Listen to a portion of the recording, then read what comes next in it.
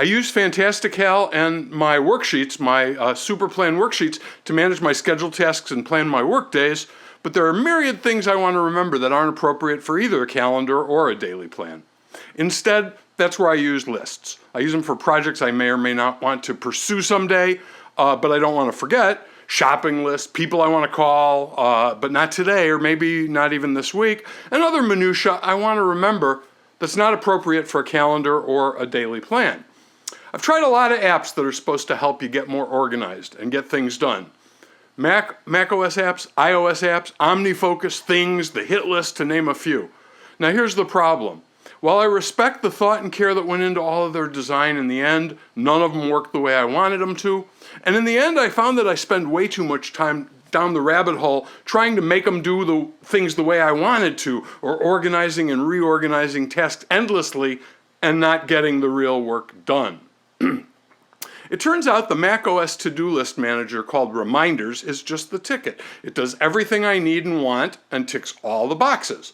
It's got multiple to-do lists, it's got timed alerts, it's got location-based alerts, based alerts, and it can sync with reminders on your other devices. So if you're at your Mac and you make a reminder, it will alert you on your iPhone or your iPad or whatever if you're out and about. Now, if you want an app that does more, by all means, check out all those other expensive apps like OmniFocus, Things, the Hit List, or myriad other apps in the App Store that promise to organize your life and make you more productive. But I spent a lot of time doing just that, and trust me, for most people, Reminders is about all you need, and it's free. Okay? It's easy to use, it integrates with Calendar and or Fantastical, and best of all, it doesn't cost anything. There's not a whole lot more to say about Reminders. It's a simple app, it manages to-do items, it manages to-do lists. I have 6 lists: sooner, later, columns, out and about, the BL TV show, Bob Levitas TV show, and working smarter. Together they contain probably 6 items.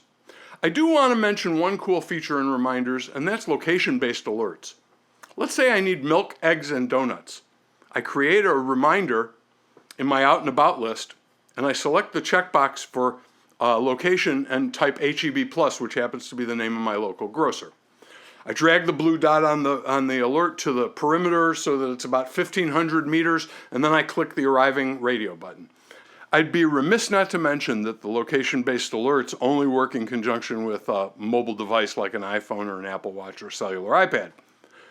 And that makes total sense when you think about it, because your Mac isn't usually mobile. But it isn't intuitively obvious, and there's no mention of it when you create one, so if you don't have an iPhone or an iPad or an Apple Watch, don't bother. All right, one more quick thing about options. A long time ago, I used to use dedicated outline making apps like Acta, Think Tank, Inspiration, More, I can't even remember. Of all of those, Inspiration is the only one still available today for $40. And if you like outlines, that may be the way to do to-do lists for you. Or almost every version of Microsoft Word that's available today still has the outline view, and that's perfectly appropriate for to-do lists, or do something else completely. I know some people who use a little notebook. Others use a spreadsheet. You can use the back of a brown paper bag if you like. The point for me is if I want to remember things, I have to put them somewhere where I can, review them occasionally and find them. Reminders, to-do lists happen to be where I record mine.